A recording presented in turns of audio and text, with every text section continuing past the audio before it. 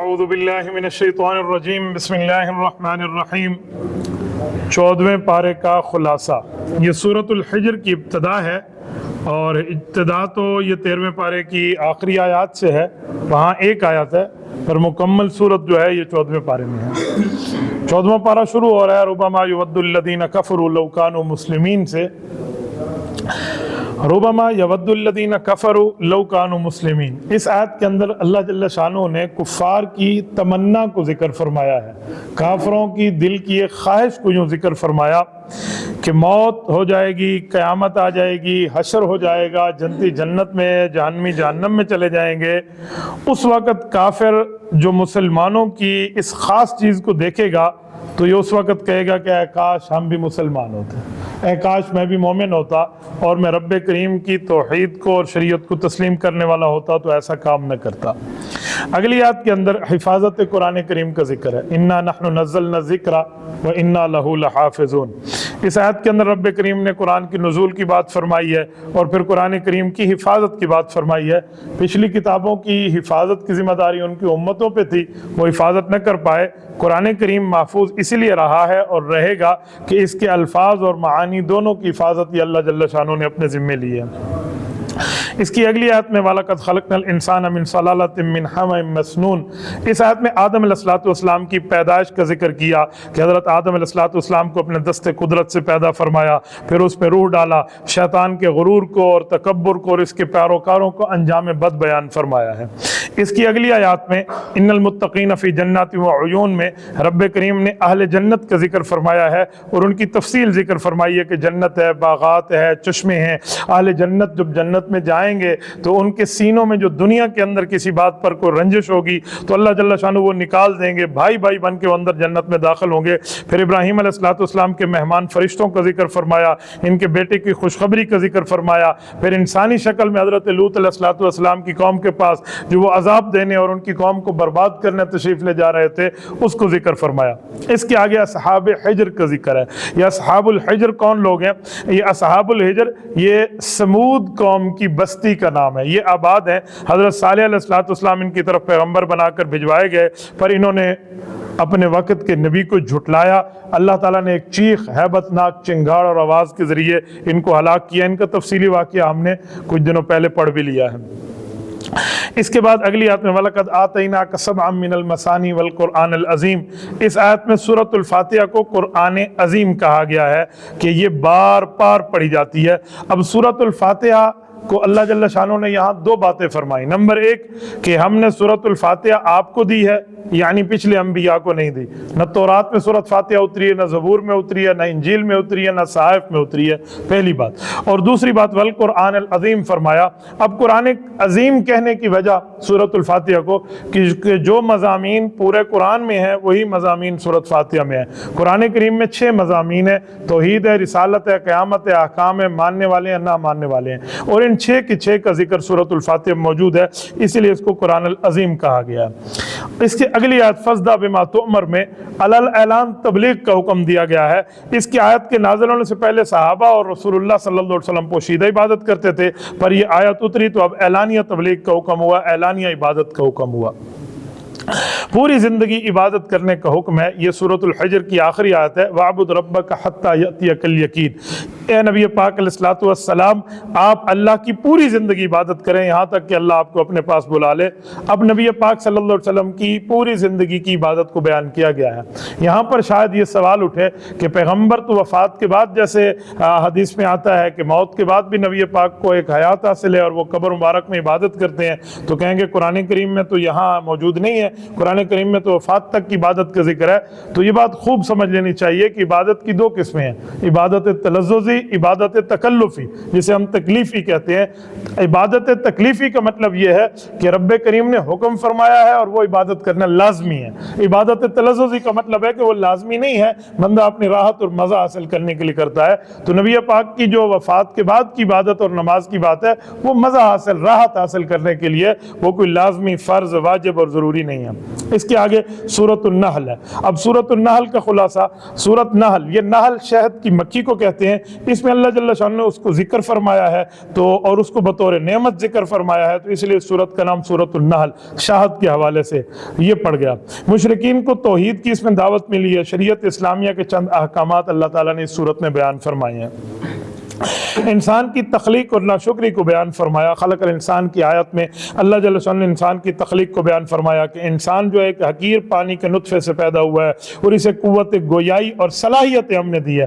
جب اس کی ذات ایک معاملے پر پہنچی ہے تو اب یہ ذات میں اس حد تک متکبر بنا ہے کہ اللہ کے مقابلے میں بھی کسی کو خدا ماننا اور کسی کو الہ ماننا شروع کر دیا گیا ہے، ورنہ اپنی بندہ پیدائش پہ غور کرے کہ اس پانی کے قطرے سے پیدا ہوا ہے جس سے نفرت ہو جاتی ہے۔ انسان نعمات خداوندی کیسے حاصل کرتا ہے یہ اگلی آیات میں ہے۔ ان آیات میں اللہ جل شانہ نے یہاں بیان فرمایا کہ جو انسانوں کے لیے ہم نے فوائد اور نعمتوں کی چیزیں پیدا کی ہیں، جیسے جانور ہیں، اب جانور کی اون سے کپڑے بنتے ہیں، کھال سے پوستین بنتی ہے، انسان کو سردی سے محفوظ رکھنے کے لیے وہاں سے لباس بنائے جاتے ہیں، باقی جانور انسان کے لیے بطور غذا بھی کام آتے ہیں، ذبح کر کے ان کا گوشت کھایا جاتا ہے۔ اچھا، جن کو ذبح نہیں کرتے ان پر بوجھ لاد کے ایسے مقام تک ہم اپنی اشیاء کو پہنچا سکتے ہیں جہاں ان کے بغیر ہم بغیر مشقت کے اور بغیر محنت کے پہنچ نہ سکیں، تو جانور کو رب کریم نے ہمارے لیے محنت کے طور پہ اور بطور نعمت پیدا فرمایا ہے۔ اگلی آیت میں والخیل والبغال والحمیرہ میں، اس آیات میں اللہ جل شان نے مختلف جانوروں کی، مثلا 3 جانوروں کی، خیل، بغال اور حمیر، اللہ جل شان نے اس کی گھوڑے کی بات فرمائی، خچر کی بات فرمائی، گدھوں کی بات فرمائی کہ یہ آپ کی سواری کے لیے پیدا ہوئے ہیں، سواری کی خوبصورتی کے لیے۔ دیکھیں جو کھانے کے جانور تھے وہ پہلے ذکر فرمایا، اور جو سواری کے لیے ہیں تو بعد میں ذکر فرمایا۔ پتہ چلا گھوڑا اور جو گدھا ہے اور یہ جو خچر ہے یہ کھانے کے لیے ہمارے لیے نہیں ہے۔ یہ آیت حضرت امام اعظم ابو حنیفہ رحمۃ اللہ تعالیٰ علیہ کے استدلالات میں ایک دلیل ہے کہ دیکھیں اللہ نے یہاں لترکبوا فرمایا کہ تمہاری سواری کے لیے ہے، لتاکلوا نہیں فرمایا کہ تمہارے کھانے کے لیے، اسی لیے اس کو نہیں کھایا جاتا۔ یہ چیزیں انسان کے لیے زینت کا سامان ہے۔ اس زمانے میں گھوڑا اور جو ہے نا کیا کہتے ہیں اس طرح کی یہ چیزیں بہت بڑی سواری شمار ہوتی تھی۔ اگر میں یوں کہوں کہ آج کے زمانے کے یہ موٹر کار کے مقابلے میں استعمال ہوتا ہے تو اس میں کوئی دوسری رائے نہیں ہے۔ اس زمانے میں اونٹ آج کی لینڈ کروزر کے مقابلے میں استعمال ہوتا تھا، سب سے خوبصورت سواری اسے کہا جاتا تھا۔ پھر رب کریم نے فرمایا وَيَخْلُقُ مَا لَا تَعْلَمُونَ، اس آیت کو اس لفظ کے ساتھ ختم فرمایا کہ اللہ نے ایسی چیزیں پیدا فرمائی ہیں جو تم نہیں جانتے۔ میں مثال دے رہا ہوں، پچھلے لوگوں کو اللہ جل شانہ نے بات فرمائی، اب کچھ پرانے دور میں، آج سے پہلے کار کا وجود بہت بعد میں آیا ہے، باقی گاڑیوں کا وجود بعد میں آیا ہے، ریل گاڑی کا وجود بعد میں آیا ہے، بسز کا وجود بعد میں آیا ہے، جہاز کا، باقی معاملات کا وجود بعد میں آیا ہے۔ تو یہ ساری سواریاں وَيَخْلُقُ مَا لَا تَعْلَمُونَ میں شامل ہیں اور اللہ جل شانہ نے یہ چیز ہمیں دی ہے۔ اس کے بعد قیامت تک ایجادات ہوتی رہیں گی، اس سے مزید بھی اور چیزیں آنی ہیں۔ اب جو مزید آنی ہے وہ کون سی آنی ہے وہ ہمیں نہیں پتا۔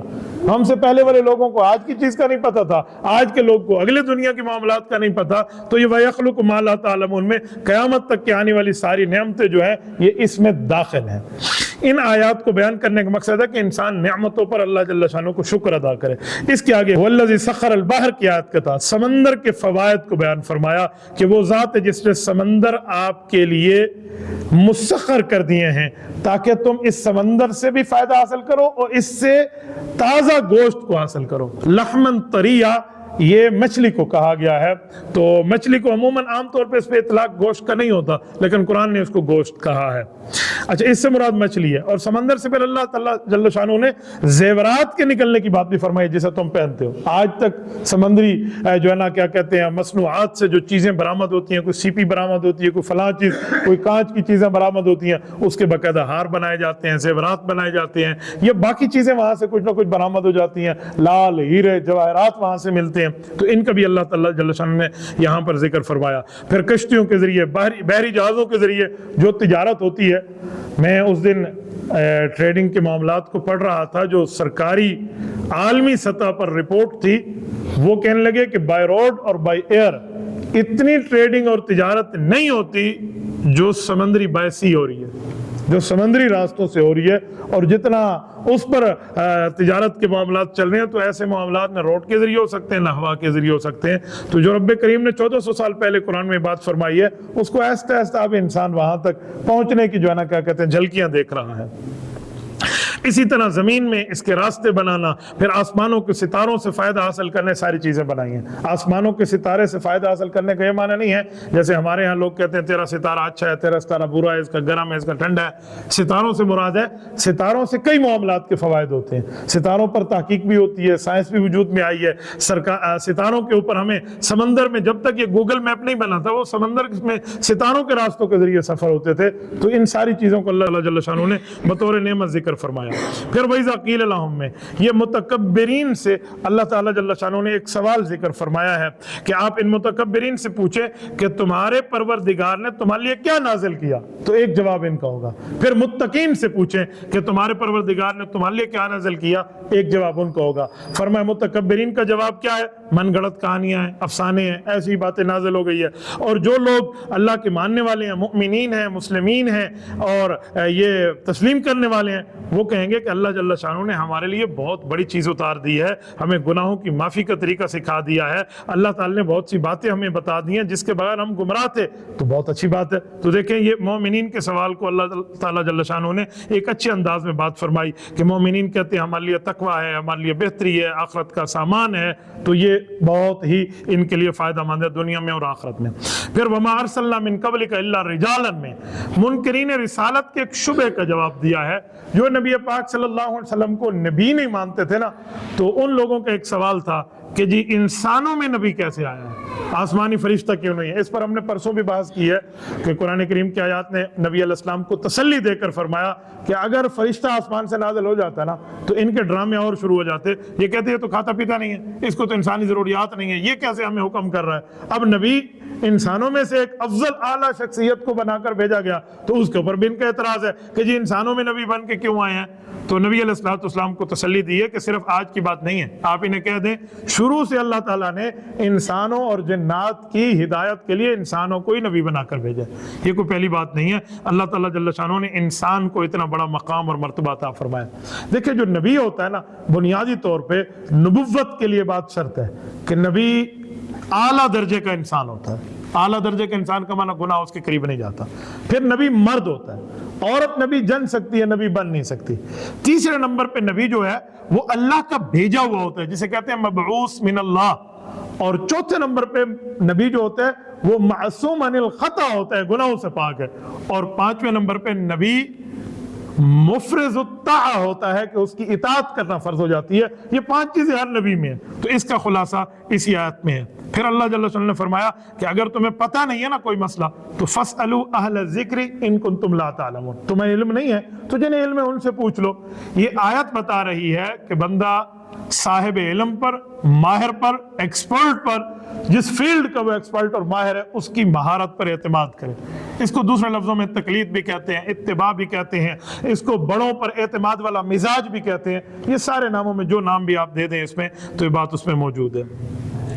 پھر کافروں کی ایک عادت بد کو ذکر فرمایا، وَإِذَا بُشِّرَ أَحَدُهُم میں کہ جب انہیں کہا جاتا ہے آپ کی بیٹی پیدا ہوئی ہے تو ان کا منہ کالا ہو جاتا ہے اور یہ اتنا غصے سے بھر جاتے ہیں کہ بیٹی پیدا ہوئی ہے۔ حالانکہ اس زمانے میں بیٹی پیدا ہونا یہ شرف، آج تک شرف چلا رہا ہے، لیکن اس شرف کے بجائے یہ اس کو اپنی بے عزتی سمجھتے ہیں۔ اچھا اگر بیٹی پیدا ہونا پہلے نمبر پہ جرم تھا تو نبی اقدس صلی اللہ علیہ وسلم کے گھر میں بھی اللہ تعالی نے پہلی بیٹی حضرت زینب دی۔ اور قرآن کریم نے جو اللہ تعالیٰ جل شانہ کی بات کو ذکر فرمایا کہ اللہ نے اولاد تمہیں بطور نعمت دی ہے تو وہ ابتدا بیٹی سے کی ہے۔ یَهْبُ لِمَن يَشَاءُ إِنَاثًا وَيَهْبُ لِمَن يَشَاءُ الذُّكُورَ، اللہ فرماتے ہیں جسے چاہتا ہوں بیٹی دیتا ہوں، جسے چاہتا ہوں بیٹا دیتا ہوں۔ بیٹے کا ذکر بعد میں ہے، بیٹی کا ذکر پہلے ہے۔ تو اگر بیٹی مل گئی ہے تو اس کے اوپر دل چھوٹا کرنے کی کیا بات ہے؟ نبی پاک صلی اللہ علیہ وسلم نے تو یہاں تک فرما دیا جس کو اللہ تعالیٰ جل شانہ نے 2 بیٹیاں دی اور اس نے صحیح اسلامی نام رکھا، صحیح تعلیم دی، صحیح جگہ شادی کی، فرمایا میں نبی اس کی جنت کا ذمہ دار ہوں۔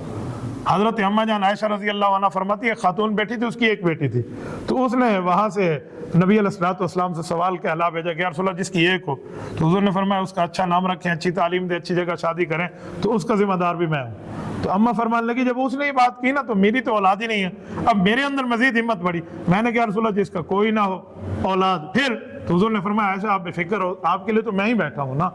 تو اسے تو سمجھ آیا کہ یہ اچھی بات ہے، لیکن کافر اس کو برا سمجھتے تھے اور ایسی ایسی باتیں کرتے تھے کہ یہ ہمارا کوئی داماد ہوگا اور ہماری ناک کٹے گی، اور اپنی بیٹی کو زندہ درگور کرنے کے فیصلے کو خوشی کی بات سمجھتے تھے۔ تو رب نے فرمایا ساء ما یحکمون، بہت برا منحوس فیصلہ ہے جو تم فیصلہ کر رہے ہیں، انتہائی نحوست زدہ فیصلہ ہے جو آپ بیٹی کے معاملات کے اوپر ایسے دل چھوٹا کر رہے ہیں۔ یہ کافروں والی عادت معاف کرنا آج تک ہمارے معاشرے میں بھی ہے۔ لوگ بیویوں سے تعلقات خراب کر دیتے ہیں کہ اس سے تو صرف بیٹیاں پیدا ہوتی ہیں، اس میں جرم بیوی کا نہیں ہے، اگر جرم ہے تو پھر خاوند کا ہے۔ بھئی زمین کا جرم نہیں ہے، مزارع کا جرم ہے کہ اس کے اندر بوتا کیا ہے۔ آپ نے گندم بوئی ہے تو آم تو نہیں نکلیں گے، تو بونے والے سے بات کریں۔ آپ بیوی سے کیا کہتے ہیں؟ پھر اپنے آپ کو ملامت کریں کہ بھئی میرے اندر یہ گٹس نہیں ہے کہ میں بیٹا پیدا کر سکتا۔ حالانکہ یہ بات دونوں طرف سے غلط ہے، صرف میں نے سمجھانے کے لیے کہا ہے۔ تو یہ صرف بیوی کا معاملہ نہیں ہے جو اس طرح کی باتیں سنتے ہیں۔ جی جی جی فرمائیے۔ ایکس وائی کروموسوم صرف مرد جو ہے مرد بیٹا جانا والا جنسی صرف اللہ پاک نے سائنس کو دیکھو نا، میں ڈاکٹر ہوں میڈیکل صرف مرد جو وہ کہنے لگے میں اس کا ڈاکٹر ہوں اور میری تحقیق ہے کہ یہ تمام کے تمام معاملات مرد میں پائے جاتے ہیں، کہ وہ بیٹا اس سے پیدا ہو یا اس سے بیٹی پیدا ہو، تو پھر ملامت پھر بھی اپنے آپ کو کرے تو اللہ اکبر۔ تو جو بات آج سائنس پروف کر رہی ہے تو وہ بات تو قرآن کریم نے پہلے کہا ہے۔ تو دیکھیں اسی لیے تو کہا جاتا ہے کہ قرآن کریم میں ہر وہ علوم موجود ہیں جو بعد میں جا کر لوگوں کے سامنے وہ آئیں گے۔ بہرحال اللہ تعالیٰ نے اس کو بیان فرمایا۔ اس کے آگے وَأَوْحَى رَبُّكَ إِلَى النَّحْلِ کی بات فرمائی کہ نعمت کا جو فائدہ ہے شہد میں، اس کی باتیں ارشاد فرمائی ہیں کہ اللہ تعالیٰ جل شانہ نے اس میں شفا رکھی ہے۔ اب شہد میں کیا شفا ہے ہمارے لیے کیا نہیں ہے، اس کے لیے ذرا ماہر سے پوچھ لینا چاہیے۔ بعض اوقات کتنی شہد استعمال کرنی چاہیے، ہم تھوڑی کر لیتے ہیں، یا زیادہ کرنی چاہیے ہم تھوڑی کر لیتے ہیں، یا تھوڑی کرنی چاہیے ہم زیادہ کر لیتے ہیں، تھوڑی تکلیف ہو جاتی ہے۔ تو اسی لیے کسی ماہر سے اس بارے میں پوچھ لیں جو ڈاکٹرز ہوں، حکیم ہوں، جن کو ان بارے میں پتہ ہو، تب بندہ اتنی شہد استعمال کرے۔ اسی کو میں تھوڑا سا بڑھاتے ہوئے ایک بات کہوں گا۔ ایک حدیث پاک مشہور ہے، ہم سنتے رہتے ہیں کہ نبی علیہ السلام کے پاس ایک شخص آیا، اس نے کہا جی میرے بھائی کا پیٹ خراب ہے، حضور نے فرمایا شہد استعمال کرو۔ کہتے ہیں اس نے شہد استعمال کی تو مزید خراب ہو گیا، پھر آیا جی شہد استعمال کرو، پھر اس نے استعمال کیا، پھر تیسری مرتبہ آیا فرمایا پھر استعمال کرو، تو پھر اس کا خراب ہو گیا۔ تو چوتھی مرتبہ اللہ کے رسول نے فرمایا اللہ کا فرمان سچا ہے کہ شاید میں شفا تیرے بھائی کا پیٹ جھوٹا ہے۔ کہتے ہیں اس وقت اس کے بھائی کا پیٹ ٹھیک ہو گیا۔ تو جو حکمات ڈاکٹرز ماہر حکیم ہے نا، وہ اس کی شرح بڑے پیاری کرتے ہیں۔ وہ کہتے ہیں اس حدیث کا یہ مطلب نہیں ہے کہ شہد کے معاملات سے وہ خراب ہوا تھا، اس حدیث کا مطلب یہ ہے کہ اس بندے کو شہد کی کتنی مقدار کی ضرورت تھی یہ اس شخص کو پتہ نہیں تھا۔ تو چوتھی مرتبہ اتنی مقدار اس کے جسم میں پہنچ گئی جتنی اس کو ضرورت تھی، جتنی اس کی نیڈ تھی، تو پھر اس بندے کی طبیعت ٹھیک ہو گئی۔ اسی لیے یہ ماہر سے پوچھ لے تو پھر جا کر پتہ چلتا ہے۔ اس آیت میں اللہ تعالیٰ نے ایک جملہ ارشاد فرمایا جو میں سمجھانا چاہ رہا ہوں کہ دیکھیں رب فرماتے ہیں میں نے یہ حکم کیا ہے شہد کی مکھیوں کو کہ ان اتخذی من الجبال بیوتا ومن الشجر، کہ آپ اپنا چھتا اونچی جگہ میں بناؤ یا پہاڑوں پہ بناؤ۔ کیوں؟ وجہ اس کی ایک وجہ یہاں لکھی ہے، کہتے ہیں اللہ تعالیٰ جل شانہ نے نشانیاں کیوں ارشاد فرمائی ہیں؟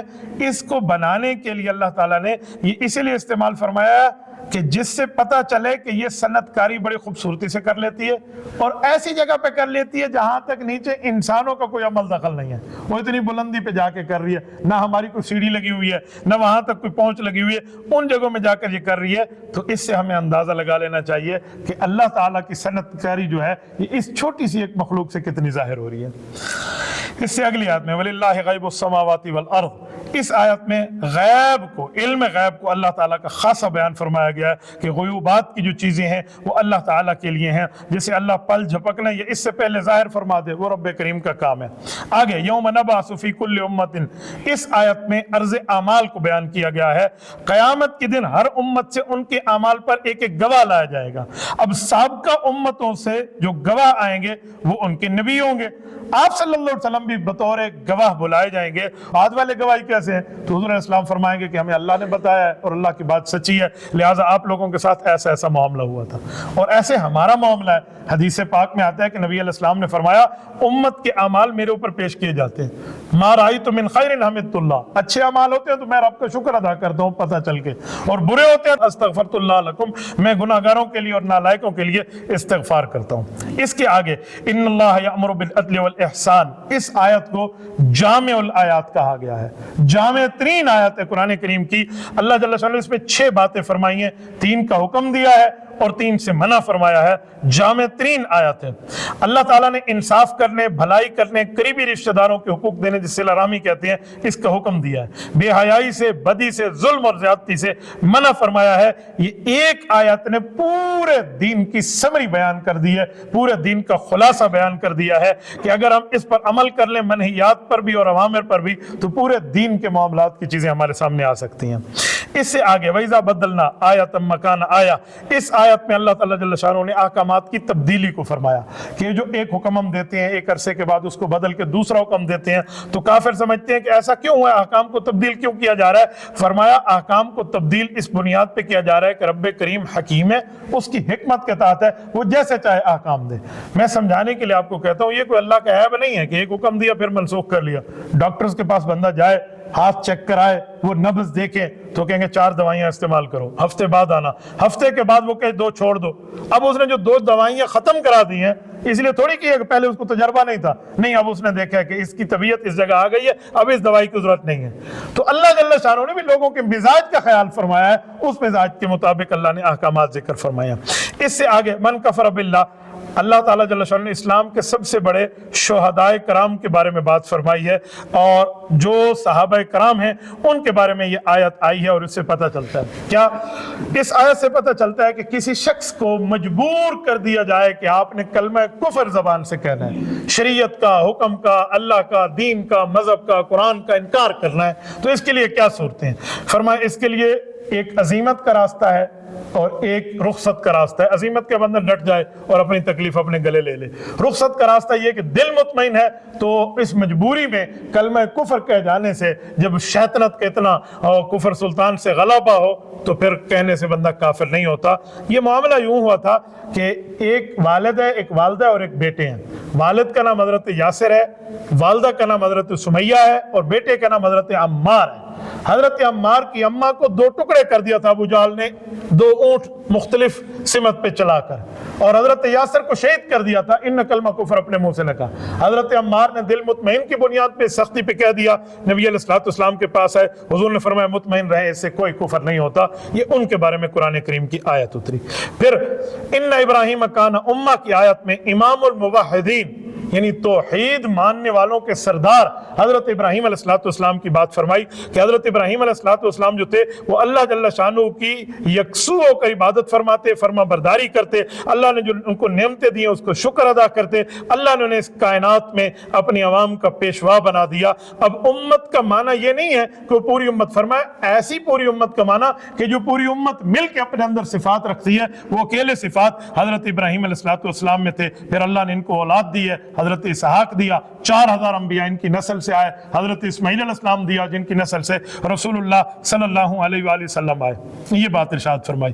اس کے آگے جس کو 14واں پارہ ختم پر میں آخر میں پیش کر لیتا ہوں، ادعو الی سبیل ربک بالحکمۃ والموعظۃ الحسنہ، اس آیت میں اللہ تعالیٰ جل شانہ نے دعوت کی ترتیب کو بیان فرمایا کہ دعوت دینے کے جو ہے وہ 3 طریقے ہیں، 3 طریقوں کو ارشاد فرمایا۔ نمبر 1، جب دین کی دعوت دیں تو دلیل سے بات کریں۔ نمبر 2، فضائل سے اور ترغیب سے بات کریں۔ نمبر 3، اگر مخالف کوئی شبہ پیش کرے تو اچھے انداز سے اس شبہ کا جواب دیں اور اس شبہ کی تردید پیش کریں۔ یہ تینوں طریقے کو سمجھانے کے لیے 2 لفظوں میں سمجھایا جا سکتا ہے کہ نمبر 1، امت کو ایمان اور اعمال پہ لانا، نمبر 2، امت کے ایمان اور اعمال کو بچانا۔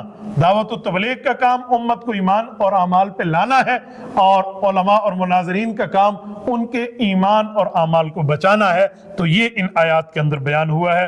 اللہ پاک آپ کو اور ہمیں صراط مستقیم عطا فرمائے، قرآن کریم کا فیض عطا فرمائے۔